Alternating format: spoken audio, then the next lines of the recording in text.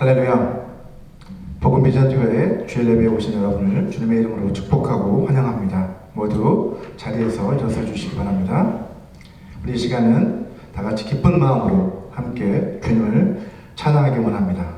찬양하실 때 먼저 찬송가 269장 그 참혹한 십자가에 함께 찬송하겠습니다.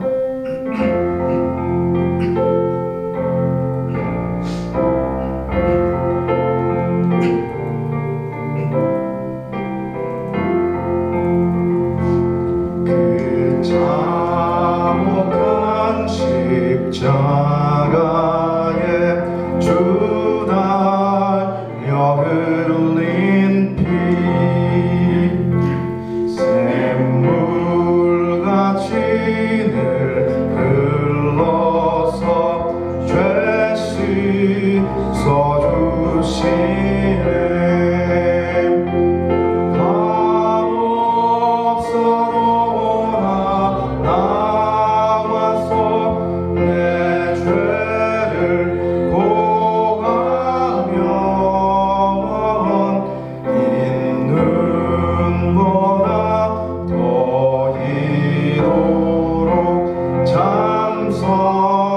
여러들이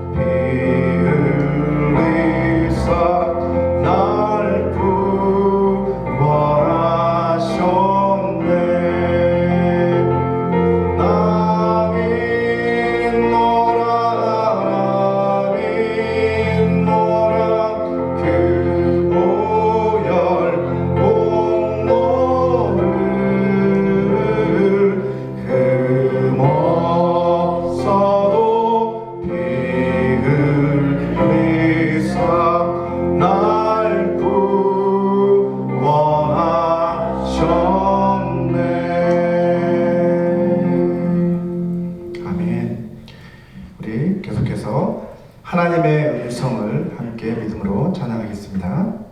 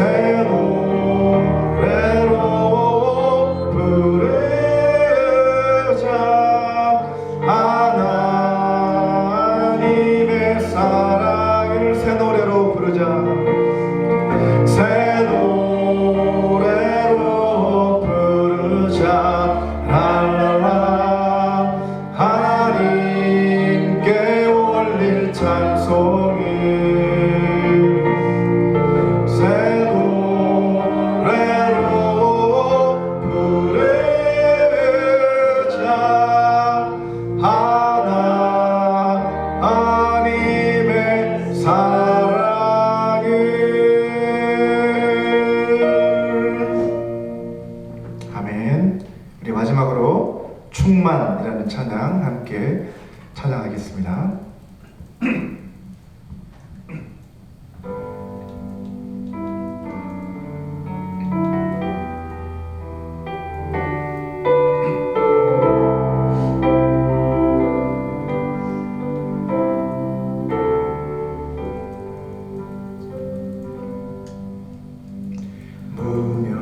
무명이어도 공허하지 않은 것은 예수 안에 난 만족함이라.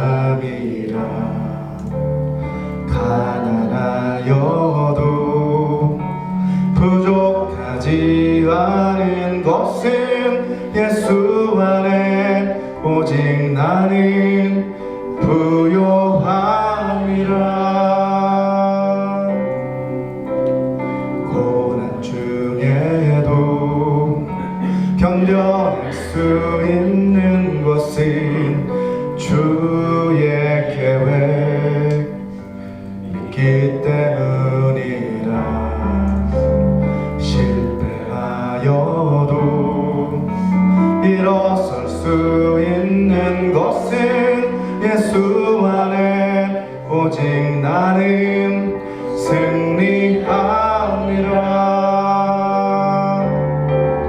난 예수로 충만하네. 난 예수로 충만하네. 난 예수로 충만하네. 영원한 왕 내 안에 살아계시네.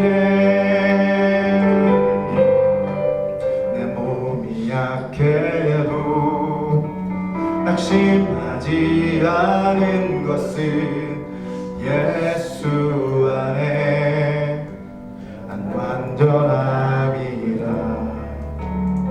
화려한 세상 부럽지 않은 것은 난 예수로 충만함이라. 난 예수로 충만하네. 세상 모든 것들도 부럽지 않네. 난 예수로 충만하네. 영원한 왕 내 안에 살아계시네. 난 예수로 충만하네. 세상 모든 분파도 두렵지 않네. 난 예수로 충만하네. 영원한 왕 내 안에 살아계시네.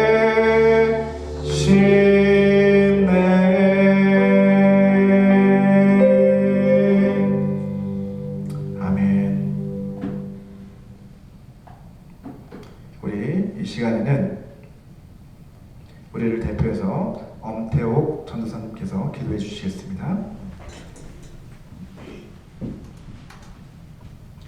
사랑과 진리, 사랑과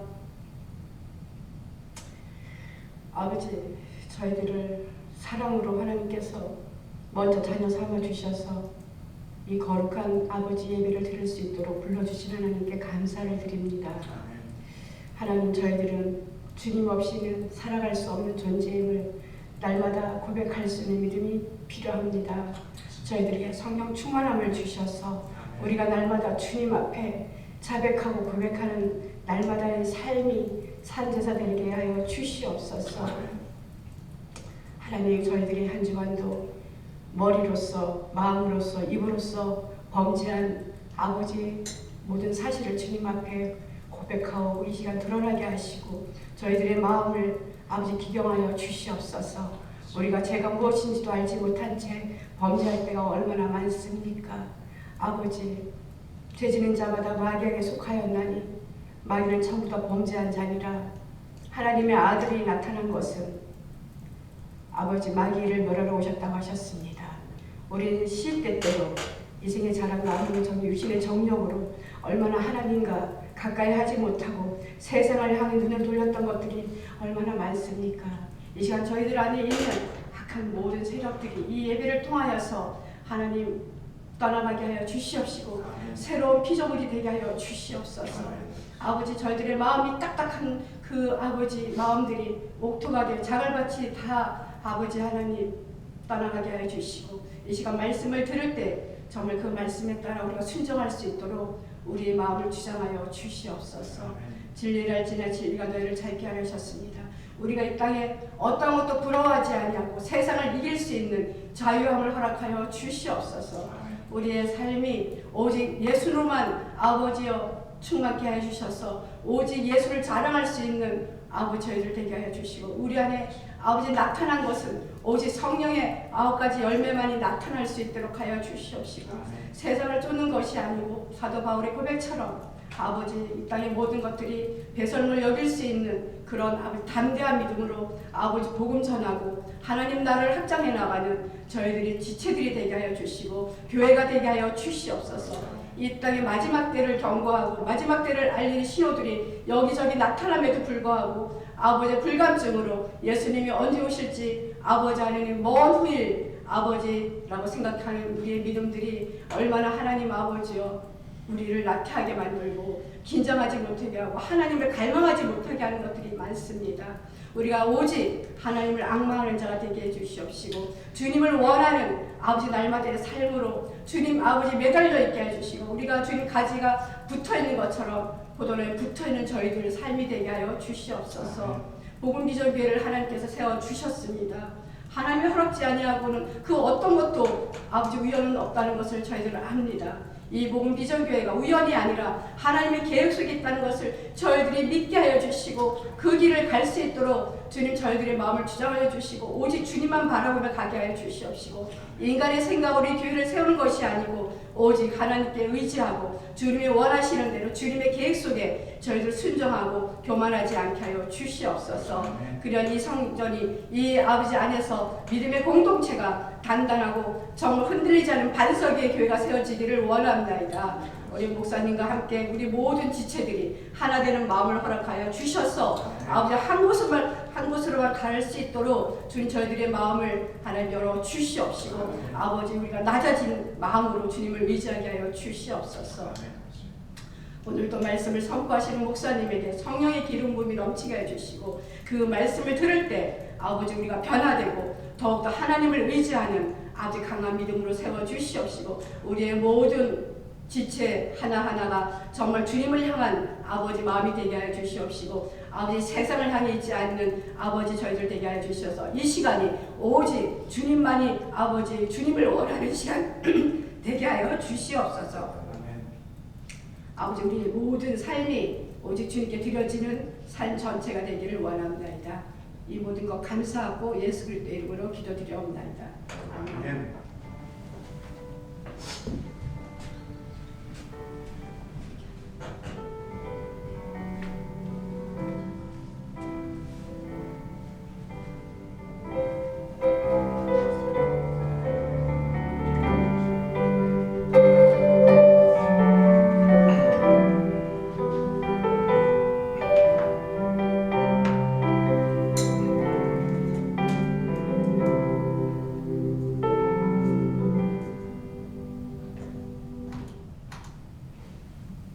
모두 자리에 앉으시겠습니다.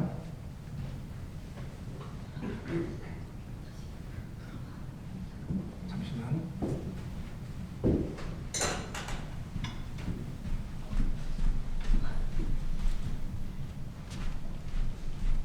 죄송합니다. 잠시 시스템에 문제가 있어서.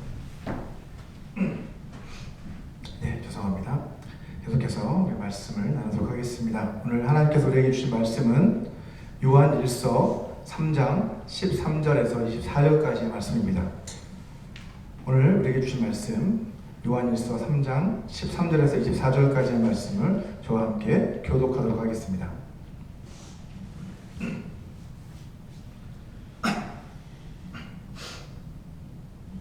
제가 먼저 읽겠습니다. 형제들아 세상이 너희를 미워하여도 이상히 여기지 말라. 형제들을 사랑함으로 사망에서 옮겨 생명으로 들어간 줄을 알거니와 사랑하지 아니하는 자는 사망에 머물러 있느니라. 그 형제를 미워하는 자마다 살인하는 자니 살인하는 자마다 영생이 그 속에 거하지 아니하는 것을 너희가 아는 바라. 그가 우리를 버리셨으니 우리가 이로써 사랑을 알고 우리도 형제들을 위하여 목숨을 버리는 것이 마땅하니라. 누가 이 세상의 재물을 가지고 형제의 궁핍함을 보고도 도와줄 마음을 다지면 하나님의 사랑이 어찌 그 속에 거하겠느냐. 그러만 사랑하지 말고 행함과 진실함으로 하자. 이로써 우리가 진리에 속한 줄을 알고 또 우리 마음을 주 앞에서 굳세게 하리니 이는 우리 마음이 혹 우리를 책망할 일이 있어도 하나님은 우리 마음보다 크시고 모든 것을 아시기 때문이라. 사랑하는 자들아 만일 우리 마음이 우리를 책망할 것이 없으면 하나님 앞에서 담대함을 얻고 무엇이든지 구하는 말을 그에게서 받나니 이는 우리가 그의 계명을 지키고 그 앞에서 기뻐하시는 것을 행함이라. 그의 계명은 이것이니 곧 그 아들 예수 그리스도의 이름을 믿고 그가 우리에게 주신 계명대로 서로 사랑할 것입니다. 그의 계명을 지키는 자는 주 안에 거하고 주는 그의 안에 거하시나니 우리에게 주신 성령으로 말미암아 그가 우리 안에 거하시는 줄을 우리가 아느니라. 아멘. 2023년 2월 터키와 시리아 국경 지역을 강타한 진도 7.8의 지진은 5만 명 이상의 목숨을 앗아갔습니다. 당시 안티오키아, 성경으로 말하자면 안디옥이라는 지역이죠. 그 안디옥 지역의 한 아파트 단지에서는 한 가족이었던 3명의 여성, 할머니 파티마, 그리고 딸 아이샤, 그리고 그 손녀 세라가 붕괴된 건물의 잔해 속에 갇혀 있었습니다. 물병 2개와 몇 개의 사과만으로 그들은 9일 동안이나 생존해 있었습니다. 밤이 되면 3사람은 추위를 이기기 위해서 서로 몸을 맞대며 온기를 서로 나누었습니다. 가족들의 정신적 지주였던 파티마 할머니는 어린 시절 자신이 경험했던 그 지진에서 사람들이 어떻게 살아남았는지 그 이야기를 들려주며 희망을 잃지 말라고 계속해서 가족들을 격려했습니다. 또한 그들은 시간 감각을 유지하기 위해 벽에 날짜를 새겨놓고 하루 5번씩 기도의 시간을 가졌습니다. 자, 이런 작은 일상의 그 리듬이 그들의 정신을 지탱해 주었다고 그들은 고백했습니다. 그리고 마침내 9일째 되던 날 그들은 구조대에 발견돼서 구출되었습니다. 자, 의사들은 그들의 생존을 가리켜 의학적 기적이라고 불렀지만 이 3사람은 서로에 대한 사랑 그리고 서로를 의지하는 그 마음이 자신들을 살렸다고 그렇게 고백했습니다. 자, 이 가족의 이야기는 위기의 상황에서 우리가 서로 사랑하고 의지하는 그러한 공동체 안에서의 유대 관계가 얼마나 강력한 힘을 발휘하는지를 보여주는 아주 좋은 예라고 할 수 있습니다. 오늘 본문인 요한일서 3장 13절에서 24절까지 이 본문 말씀에서 사도 요한은 그리스도의 몸인 이 교회의 공동체 안에서 맺어지는 이 사랑의 관계 그리고 그 안에서 이루어가는 하나됨, 자, 그것을 통해서 우리는 구원의 확신을 점점 깊게 경험할 수 있다라고 그렇게 가르치고 있습니다. 자, 구원의 확신이라고 하면 우리는 보통 개인적인 차원에서 생각하기 쉽습니다. 하지만 구원의 확신은 개인적인 측면도 있지만 뿐만 아니라 공동체적인 측면도 있다는 것을 우리는 생각해야만 합니다. 자, 지난 시간까지는 우리가 구원의 확신을 주로 개인적인 측면에서 살펴보았다고 한다면 오늘은 공동체적인 관점에서 이 구원의 확신을 다뤄보려고 합니다. 자, 첫 번째, 구원에 대해서 우리가 공동체적으로 한번 접근해 보겠습니다. 먼저 본문 13절을 보시면 여기서는 2개의 공동체에 대해 언급이 되고 있습니다. 형제들아, 세상이 너희를 미워하여도 이상히 여기지 말라 라고 사도 요한은 말씀하죠. 자, 형제들을 향해서 그렇게 이야기하는데 이것은 예수님의 가르침에 따른 그러한 권면이었습니다. 우리 요한복음 15장 18절을 보시면 예수님께서는 제자들을 향해 이렇게 말하죠. 세상이 너희를 미워하면 너희보다 먼저 나를 미워한 줄로 알라 라고 그렇게 말씀하신 바 있습니다. 이러한 가르침을 기반으로 해서 요한은 형제 자매들을 향해 그렇게 세상이 너희를 미워하는 것은 너무나도 당연한 일이다 라고 그렇게 권면하고 있는 것이죠. 자, 요한이 서로 대조적으로 언급하고 있는 이 2개의 공동체 가운데 하나는 무엇입니까? 세상이라고 하는 공동체고 또 다른 하나는 너희라는 신자들의 공동체입니다. 교회와 세상, 이 2가지 공동체에 대해서 대조적으로 이야기를 하고 있죠. 자, 요한은 세상이 그리스도를 미워하고 배격했던 것처럼 십자가에 못 박아 죽였던 것처럼 그리스도께 속한 그 신자들을 세상이 미워하는 것은 너무나도 당연한 일이다. 그러니 너희는 그것을 이상하게 여기지 말아라 라고 그렇게 권면을 하고 있는 것이죠. 자, 이것은 사도 요한이 이 편지를 쓸 당시에, 요한일서 이 편지를 쓰고 있을 그 당시에 그 편지를 받는 신자들이 어떤 상황에 처해 있었는지를 우리에게 간접적으로 말해주고 있습니다.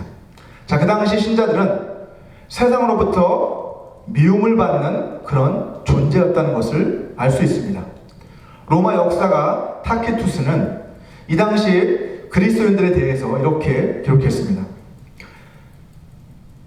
그들은, 화면에 나오죠. 그들은 서로 형제 자매라 부르며 재산을 공유하고 병든 자와 가난한 자를 돌보며 심지어 죽음 앞에서도 서로를 위해 목숨을 바친다 라고 그렇게 자신의 역사서에 기록한 것을 볼 수 있습니다.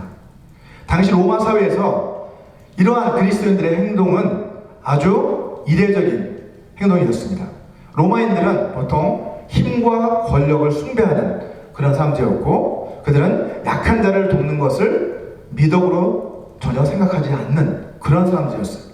예. 권력과 힘을 추구하는 그런 사람들이었다는 거죠. 자, 그 당시 신자들은 이러한 관점에서 볼 때 세상과 철저히 구별되는 그러한 사람들이었다는 것을 알 수 있습니다. 자, 그 중에서도 가장 놀라운 것은 뭡니까? 죽음 앞에서도 서로를 위해 목숨을 바치는 그 모습이라는 거죠. 자, 이것은 그들이 사망에서 옮겨 생명으로 들어간 자들이다 라는 것을 보여주는 확실한 증거라는 것을 알 수 있습니다. 자, 그들의 사랑은 단순히 이론에 그친 사랑이 아니라 어떤 사랑이에요? 죽음의 위협 가운데도 전혀 아랑곳하지 않고 기꺼이 자신을 내어줄 수 있는 죽음보다 강한 사랑이었다는 것을 우리는 알 수 있습니다. 자, 그래서 오늘 본문 14절에서 요한은 이렇게 선언하고 있는 것입니다. 우리 같이 한번 읽어보도록 하겠습니다. 시작. 우리는 형제를 사랑함으로 사망에서 옮겨 생명으로 들어간 줄을 알거니와 사랑하지 아니하는 자는 사망에 머물러 있느니라 라고 이렇게 선언하고 있습니다. 자, 이것은 형제 사랑, 형제 사랑이 영생을 얻는 수단이다라는 그런 의미가 아니죠. 이것은 오히려 영생을 얻었다라는 것을 보여주는 증거가 바로 뭐다? 형제 사랑이라는 의미를 갖고 있습니다. 자, 이어서 15절을 한번 보시면 그 형제를 미워하는 그 행동은 반대로 영생을 얻지 못했다라는 증거다라고 사도 요한은 말하고 있습니다. 그 형제를 미워하는 자마다 살인하는 자다. 그리고 살인하는 자마다 영생이 그 속에 거하지 않는 것을 너희가 아는 바다. 이렇게 말하고 있어요. 그죠? 이건 예수님의 가르침에 기초한 말씀이죠. 이건 역시. 자, 두 말씀을 우리가 살펴본 이 두 말씀을 종합을 해본다면 형제를 사랑하는 사람은 구원을 받은 사람이고 형제를 미워하는 사람은 어떤 사람이다? 구원받지 못한 사람이다 라는 것을 지금 말하고 있는 것입니다. 결국 형제 사랑이 구원의 확신을 가늠할 수 있는 기준이 될 수 있다라고 지금 말하고 있는 거예요. 자, 오늘 본문에서 요한은 구원의 문제를 개인의 차원이 아닌 지금 공동체적인 차원에서 지금 접근하고 있는 것을 볼 수 있습니다. 이 형제 사랑이라고 하는 것은 어떤 것을 전제로 합니까? 교회라는 그 공동체를 이미 전제하고 있는 것을 알 수 있습니다. 자, 본문 14절부터 그래서 주어가 어떻게 바뀝니까? 13절에서는 너희라고 했지만 이제 그 14절 이하에서는 계속해서 주어가 우리라는 주어로 그렇게 바뀐 것을 오늘 확인할 수 있습니다. 자, 우리는 형제를 사랑함으로 사망에서 옮겨 생명으로 들어간 줄을 안다 라고 이렇게 선포하고 있습니다. 자, 여기서 우리란 제가 앞서 말씀드렸던 것처럼 신자들, 곧 믿는 사람들의 공동체인 교회를 말하는 것이죠. 우리. 그래서 형제 사랑이라는 것은 결국 뭐예요? 이 교회 공동체 안에 속해 있는 다른 지체들을 사랑하는 것을 의미하잖아요. 그죠? 그래서 이 형제 사랑이라는 말 자체에는 이미 공동체적인 의미가 내포되어 있는 것입니다. 자, 고린도전서 12장에서 사도 바울은 그리스도와 교회의 관계를 잘 설명해 주고 있죠. 하나의 비유를 듭니다. 어떤 것을요? 우리의 몸을 비유로 해서 그리스도와 우리의 관계를, 교회의 관계를 설명하고 있는데, 우리 고린도전서 12장 12절을 같이 한번 읽어보도록 하겠습니다. 시작.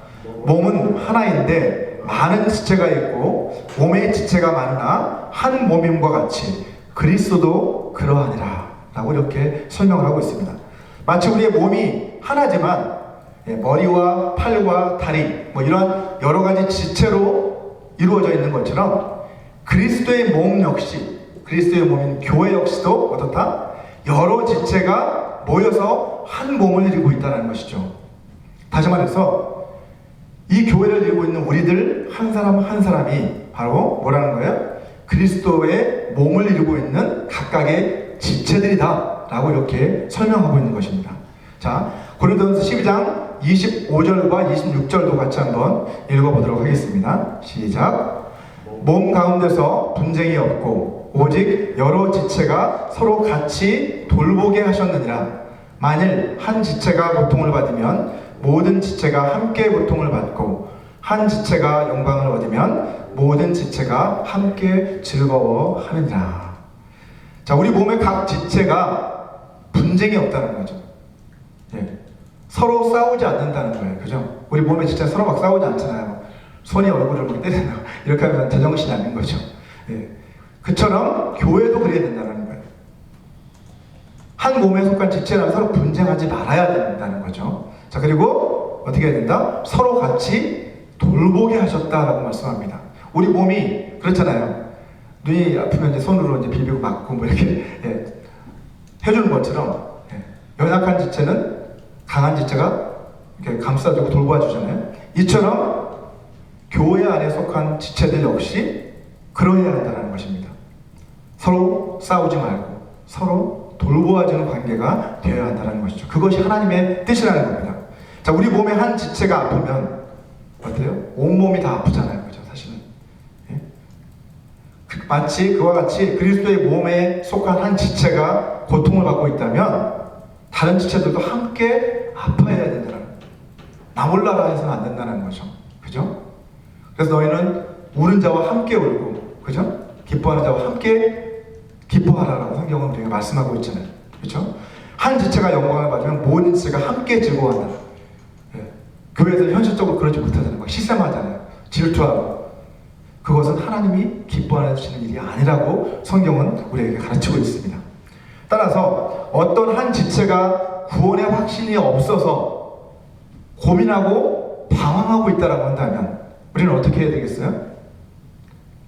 자기가 알아서 하겠지. 언젠가 구원받을 거야. 이렇게 생각할 것이 아니라 어떻게 해야 된다는 거예요? 나 자신의 일과 같이 여기고 어떻게 해요? 이 교회, 우리의 문제구나. 우리 가족의 문제구나. 내 몸의 문제구나. 이렇게 생각하고 어떻게 해야 된다는 거예요? 그 사람을 위해 기도하고 그 사람을 위해 권면하고 또 이끌어주고 돌봐줘야 된다는 것이 지금 성경의 가르침입니다. 자, 두 번째로 오늘 본문에서 요한은 실천적 사랑이 구원의 가시적인 증거라고 말하고 있습니다. 우리가 볼 수 있는, 눈에 볼 수 있는 증거로서 실천적 사랑을 우리가 통해서 우리는 우리의 구원을 확인할 수 있다고 말하고 있죠. 지난 시간에 말씀드렸던 것처럼 사랑은 기독교 신앙의 핵심이라고 말씀드렸습니다. 그렇죠? 그래서 마태복음 22장 37절에서 40절까지의 말씀을 우리 같이 한번 읽어보도록 하겠습니다. 시작. 예수께서 이르시되 내 마음을 다하고 목숨을 다하고 뜻을 다하여 주 너의 하나님을 사랑하라 하셨으니 이것이 크고 첫째 되는 계명이요 둘째도 그와 같으니 내 이웃을 내 자신같이 사랑하라 하셨으니 이 두 계명이 온 율법과 선지자의 강령이니라 라고 주님이 말씀하셨습니다. 자, 예수님께서는 하나님 사랑 그리고 이웃 사랑 이 두 가지 계명이 구약성경 전체의 핵심적인 가르침이다 라고 그렇게 말씀하고 계신 겁니다. 자, 그런데 예수님께서는 제자들한테 새로운 계명을 주셨잖아요. 그죠? 새 계명을 너에게 주노니 하시면서 새로운 계명을 주셨어요. 근데 그 계명이 뭡니까? 너희는 서로 사랑하라 라고 하는 계명입니다. 요한복음 13장 34절 말씀을 같이 한번 읽어보도록 하겠습니다. 시작. 새 계명을 너희에게 주노니 서로 사랑하라. 내가 너희를 사랑하는 것 같이 너희도 서로 사랑하라.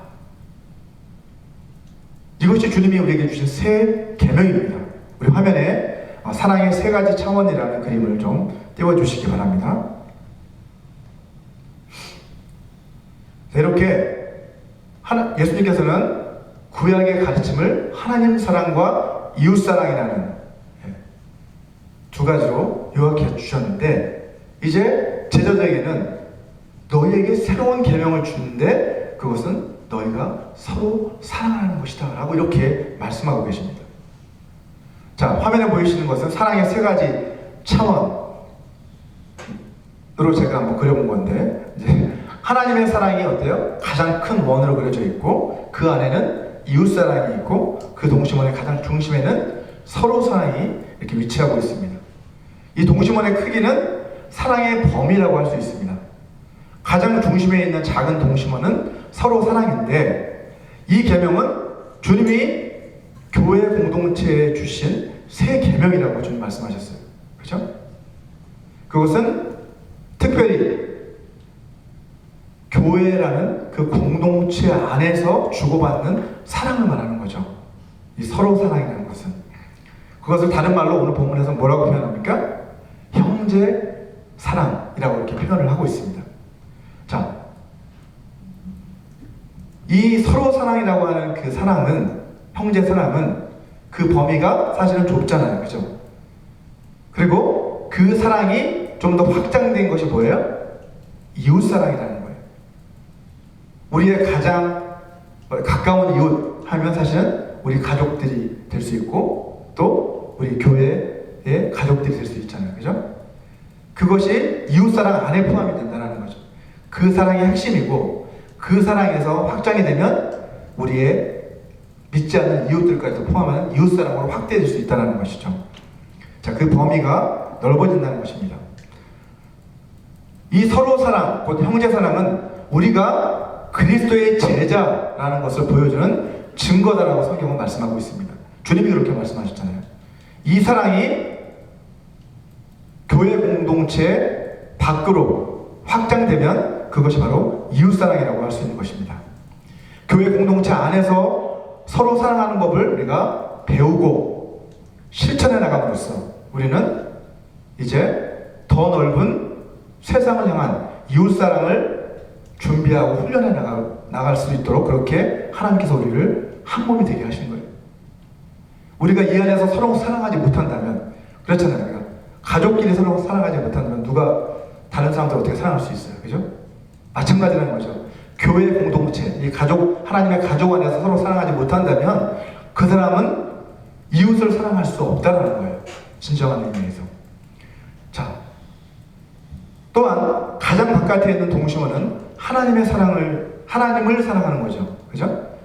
하나님의 사랑도 의미할 수 있지만 하나님을 향한 사랑이라고 할 수 있어요. 자, 그러면 그 사랑은 뭐예요? 내 마음을 다하고 목숨을 다하고 뜻을 다하여 하나님을 사랑하는 그 사랑이에요. 우리의 전부를 다해 사랑하는 것이기 때문에 그 범위가 가장 커야 한다는 거죠. 그것은 이웃사랑과 교회 공동체 안에 형제사랑을 포함하고 있다는 거예요. 하나님을 사랑하는 그 사랑에는 그게 포함되어 있어야 한다는 것입니다. 이 하나님을 사랑하는 그 사랑이 우리의 신앙생활의 가장 토대가 되어야 한다는 거예요. 다른 사랑을 실천할 수 있기 위한 하나의 기반, 토대가 되어야 된다는 것이죠. 그 사랑의 기반 위에서 우리는 서로 사랑할 수 있고 또 이웃을 사랑할 수 있다는 것입니다. 그래서 하나님을 사랑한다고 말하면서 자신의 이웃을 사랑하지 않거나 교회 안에 다른 지체들을 미워하는 그러한 사람이 있다면 그것은 하나님을 진정으로 사랑하는 것이 아니라는 겁니다. 여러분, 성경은 하나님은 사랑이시다라고 말씀하고 있어요. 그래서 하나님은 사랑의 대상으로 우리를 창조하셨어요. 그죠? 그죠? 하나님의 형상으로 우리를 창조하셨어요. 그 말은 뭐예요? 우리를 어떤 존재로 지으신 걸까요? 하나님의 사랑이신 것처럼 우리도 사랑하는 존재로 우리를 창조하셨다는 말이 포함되어 있는 거죠. 자, 첫사람 아담이 그 신부인 하와와 더불어서 어땠어요? 사랑의 연합을 이루었어요. 그것이 하나님의 뜻이었습니다. 자, 그와 마찬가지로 마지막 아담이 되신 우리 그리스도 예수께서도 그 신부인 누구요? 우리들, 교회, 마지막 아담이신 예수 그리스도께서도 그 신부인 교회와 더불어 사랑의 연합을 이루시려고 이 땅 가운데 오셨고 또 그렇게 하셨습니다. 그것이 하나님의 뜻이라는 거예요. 하나님이 우리를 창조하시는 이유는 우리를 사랑의 대상으로 지으셨고 그 궁극적인 완성은 뭐다?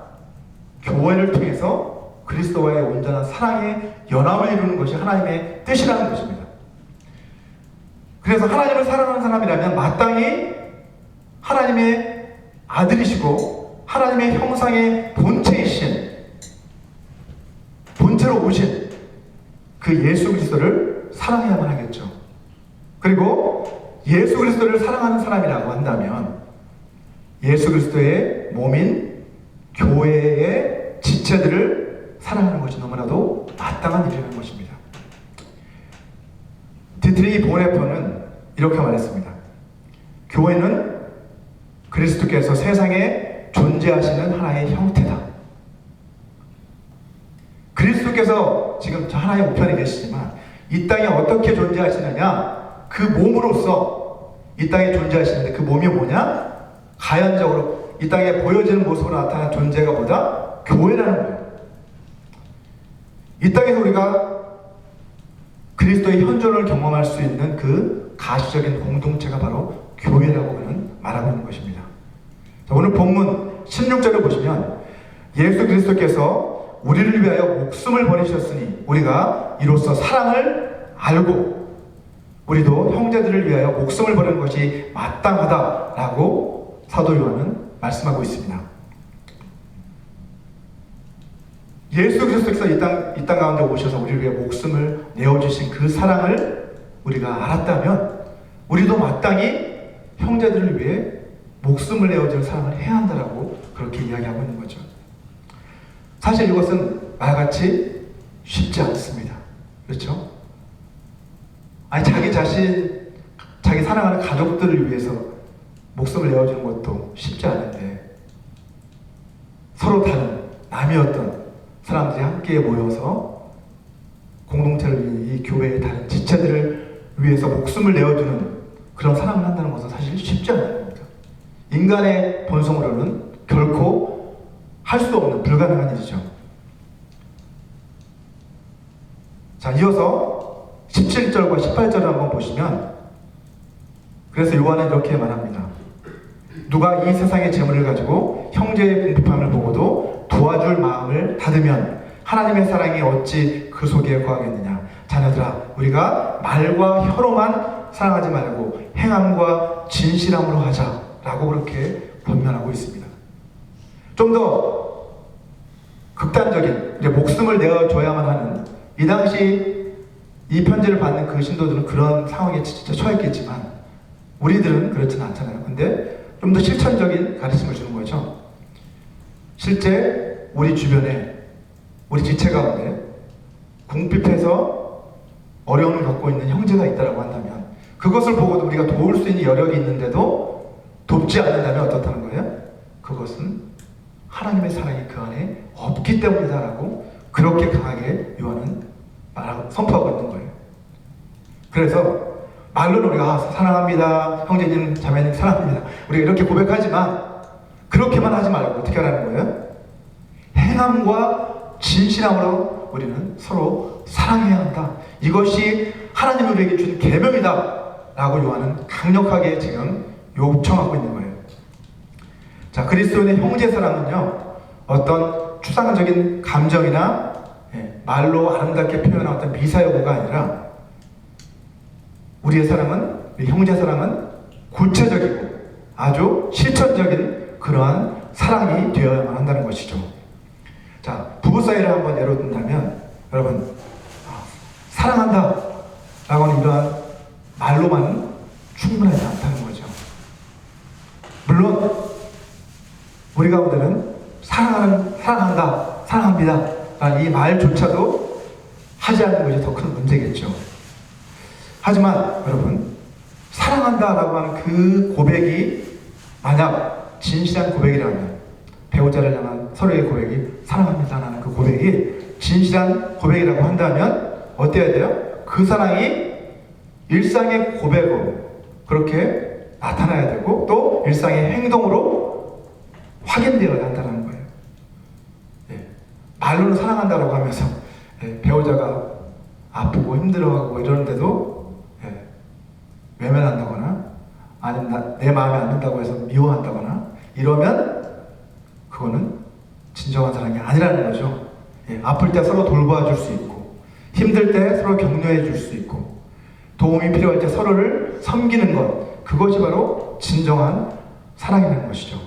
자, 마지막으로 우리는요, 이 교회 공동체를 하나님께서 이루게 하신 그 목적은 뭐예요?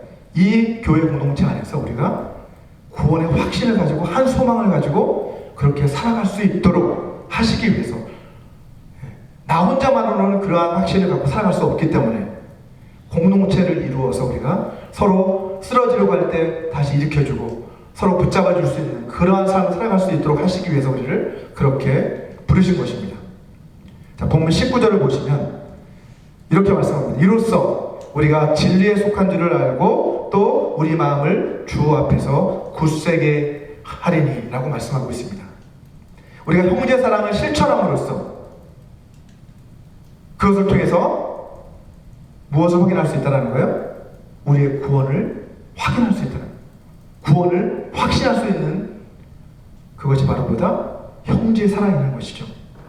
자, 본문 20절에서 22절까지의 말씀을 보게 되면, 자, 우리는 때로 우리 자신의 구원에 대해서 의심하기도 한다는 거예요.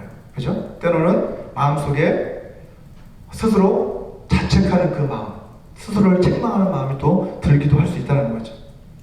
하지만 우리가 서로 사랑하라, 형제를 사랑하라라고 하는 그 하나님의 계명을 지킨다면 우리가 어떻게 할 수 있다는 거예요? 하나님 앞에서도 담대히 하나님 앞으로 나아가 그렇게 하나님께 기도할 수 있고 또 하나님 앞에 구원을 확신할 수 있게 된다는 것입니다. 예. 결국 우리가 구원을 확신할 수 있는 그 컨텍스트는 어디냐? 바로 교회라는 공동체 안에서만 그것을 확신할 수 있다는 거예요. 나 혼자, 가난한 성도, 교회 안 나가 성도들 있잖아요. 교회 가난한 성도들의 모습은 그것입니다. 오직 이 교회 공동체를 이루는 그것이 하나님의 뜻인데 그 공동체를 이루지 않고도 그곳에 나가지 않고도 내가 구원받을 수 있다고 확신하는 것은 착각입니다. 자, 오늘 본문 23절을 보시면 다시 그래서 요한은 이렇게 정리하고 있습니다. 그의 계명은 이것이니 곧 그 아들 예수 그리스도의 이름을 믿고 그가 우리에게 주시는 계명대로 서로 사랑할 것이니라 라고 이렇게 선언하는 거예요. 예수 그리스도의 이름을 믿는 것, 그분을 영접하고 믿는 것은 또 다른 계명이죠. 믿어야 되죠. 그죠? 하나님의 명령입니다. 믿어야 돼요. 근데 그 믿음은 무엇이 따라야 되는 거예요? 하나님이 주신 그 예수님이 주신 그 계명, 서로 사랑하라는 그 계명이 열매로 나타나야 한다는 것입니다. 믿음과 사랑은 결국 뭐라는 거예요? 불가분의 관계라는 거예요. 우리가 진정한 믿음을 가지고 있다면 사랑이 그 열매로 나타날 수밖에 없다는 거죠. 형제를 사랑할 수밖에 없고 또 그 형제를 사랑하는 것은 결국 그 형제의 사랑을 통해서 우리는 결국 우리의 믿음이 진짜라는 것을 또 확신할 수 있게 된다는 것이죠. 자, 오늘 보면 마지막 절인 24절 한번 같이 읽어보도록 하겠습니다. 시작. 그의 계명을 지키는 자는 주 안에 거하고 주는 그의 안에 거하시나니 우리에게 주신 성령으로 말미암아 그가 우리 안에 거하시는 줄을 우리가 아느니라. 아멘. 서로 사랑하라는 그 주님의 계명을 지키는 자는 주님 안에 거하고 주는 그 사람 안에 거한다 라고 이렇게 말씀하고 있어요. 교회 공동체의 다른 지체들을 사랑하는 사람은 주님께 속한 사람이라는 거예요. 그죠? 그리고 그 사람은 구원받은 사람이라는 말씀을 지금 하고 있는 것입니다. 지금까지 우리는 이 요한일서 3장의 본문을 통해서 그리스도의 몸인 교회 공동체 안에서 맺는 이 사랑의 관계, 그리고 그 안에서 이루어져가는 이 하나됨을 통해서 우리는 구원의 확신을 얻을 수 있다라고 그렇게 지금 말씀하고 있습니다. 그러면 우리가 어떻게 해야 될까요, 여러분? 많은 그리스도인들이 주일 예배를 드리러 나올 때 그냥 습관적으로 나오는 사람들이 많습니다. 그렇지 않습니까? 이번엔 그냥 당연히 교회 나가야지 뭐 이렇게 이런 식으로 생각하고 나오는 사람들이 많지만, 사실 교회는 건물이 아니라 뭐라고 말씀드렸어요? 사람이다. 그죠? 교회는 예수 그리스도를 믿는 사람들의 모임, 공동체다라고 말씀드렸죠. 그래서 히브리서 10장 25절에서는 뭐라고 말씀합니까? 모이기를 피하는 자들의 습관과 같이 하지 말고 너희는 어떻게 하라? 모이기에 힘써라 라고 그렇게 권면하고 있는 거예요. 우리가 교회에 나와서 소그룹 모임도 같이 하고, 기도 모임도 하고, 친교 모임도 하고, 또 예배에 참여하고 하는 이러한 목적이 뭐라는 거예요? 결국 그러한 다른 신자들과의 교제를 통해서 그들을 향해 사랑을 실천할 수 있는 그러한 만남의 기회가 된다는 것이죠. 그것을 통해서 우리는 우리가 한 몸이구나, 우리는 그리스도 안에서 머리이신 그리스도 안에서 서로 지체로 서로 연결되어 있구나, 그 유대감을 경험하고, 그렇게 함으로써 우리는 구원받은 자구나 라는 것을 다시 한번 확신할 수 있게 된다는 것입니다. 오늘 본문에서 요한은요, 말과 혀로 사랑하지 말고 행함과 진실함으로 서로 사랑하자라고 우리에게 권면하고 있습니다. 우리도 이 말씀을 기억하고, 우리가 우리 주변에 혹시 구원의 확신을 갖지 못한 그런 지체들이 있는지, 아니면 다른 어떤 어려움을 통해서 힘들어하고 괴로워하고 있는 지체가 혹시 있는지 우리가 항상 돌아보고, 그런 사람들이 있다면 그들과 함께 해주고 또 그들과 함께 기도해주는 그러한 저희들이 되었으면 좋겠습니다. 우리 같이 오늘 말씀을 생각하시면서 함께 기도하는 시간을 갖도록 하겠습니다. 우리 기도하실 때 우리 개개인들이 예수님을 믿고 구원의 확신을 가지고 살아야 하는데, 또한 교회 공동체 안에서 우리는 또 그러한 구원의 확신을 가질 수 있다고 오늘 말씀드렸습니다. 이러한 구원의 확신을 우리의 이 모임을 통해서, 우리 교회 예배를 통해서, 또 모임을 통해서 우리가 계속해서 구원의 확신을 가지고 살아갈 수 있게 해달라고 우리 같이 함께 기도했으면 좋겠습니다. 같이 기도하겠습니다. 사랑하는 아버지 하나님, 감사합니다. 하나님, 우리를 구원해 주시고, 아버지 하나님, 성령을 우리 가운데 보내주시고, 우리가 하나님의 자녀임을 깨닫고 또 우리의 구원을 확신하며 살아갈 수 있게 하시니 감사합니다. 하지만 이런 확신은 아버지 하나님, 우리 개인뿐만 아니라 그리스도의 몸으로 부르신 이 교회 공동체 안에서도 아버지 하나님 경험할 수 있음을 오늘 말씀을 통해 깨닫습니다. 하나님, 우리 지체들 가운데 구원의 확신을 가지지 못한 지체들이 있다면 아버지는 그들과 함께 아파하며 또 그들의 고민을 들어주며 아버지 하나님 그들을 격려하며 또 그들을 위해 기도하는 저희들 될 수 있도록 도와주시옵소서. 너희가 서로 사랑하며 이로써 너희가 내 제자인 줄 알리라라고 말씀하신 주님, 아버지 우리가 서로 사랑함으로 이제 세상이 아버지 우리를 통해 그리스도께서 세상을 다스리시고 또 그리스도의 사랑이 우리를 이끌고 계시다는 것을 아버지 세상으로 목격하게 하여 주시옵소서. 아버지 하나님, 우리의 사랑의 실천을 통해서 하나님 또 다른 지체들이 구원의 확신을 얻고 서로에게 확신을 심어주는 그런 확신의 연쇄작용이 우리 가운데 일어날 수 있도록 주여 도와주시옵소서. 함께 기도하며 함께 말씀을 나누며 서로 사랑하라는 그 주님의 계명을 계속해서 실천해 나가는 우리들 될 수 있도록 주여 도와주시옵소서. 아버지 도와주시기 바랍니다. 아버지 저희들 가운데 더 큰 사랑을 부어주시옵소서. 믿음을 부어주시옵소서. 서로 사랑함으로 주님의 구원을 확신할 수 있는 저희들 될 수 있도록 예수여 도와주시옵소서. 사랑하는 아버지 하나님, 이 세상은 여전히 분열과 미움으로 가득하지만 우리는 그리스도의 몸으로서 사랑의 공동체로 부르심을 받은 사람들입니다.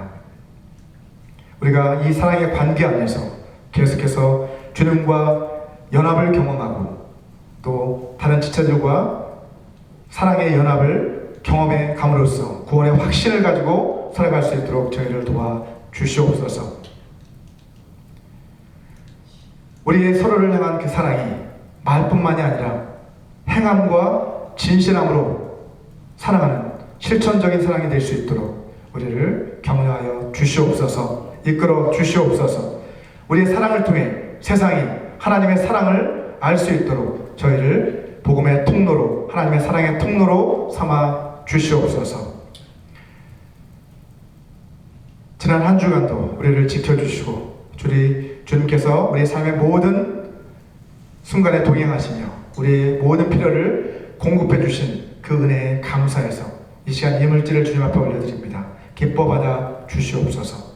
주님 나라 영광을 위해 사용하여 주시옵소서. 예수님의 이름으로 기도했습니다. 아멘. 우리 이 시간 다 같이 자리에서 일어나 주시기 바랍니다. 이 시간은 마지막 결단의 찬양 다시 복음으로 함께 부르시고 축도로서 예배를 마치도록 하겠습니다.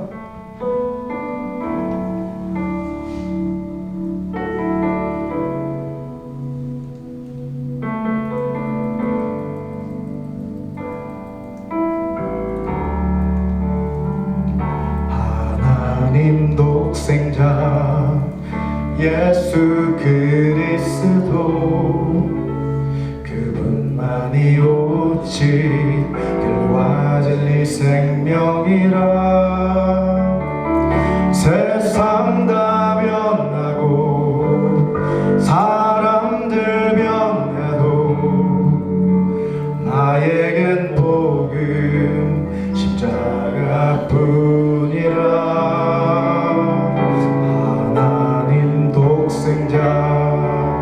예수 그리스도 그분만이 나의 길과 진리 생명이라. 세상이 비웃고 사람들 떠나도 나에겐 복음 십자가뿐이라. 다시 복음으로 다시 십자가로 다시 하나님께로 나아갑니다. 오직 복음만이 오직 십자가만이 오직 하나님만이 나의 전부입니다. 다시 복음으로 다시 십자가로 다시 하나님께로 나아갑니다. 오직 복음만이 오직 십자가만이 오직 하나님만이 나의 전부입니다.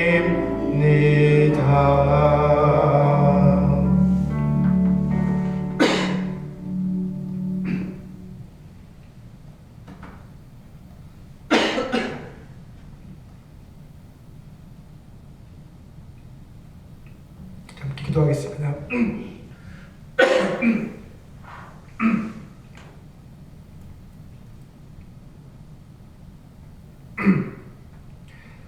지금은 주 예수 그리스도의 은혜와 하나님의 사랑과 성령 하나님의 교통하심이 그리스도 안에서 하나님을 통한 구원의 확신을 가지고 살아가기로 결단하는 모든 사람들에게 영원히 함께 하시기를 간절히 축원하옵나이다.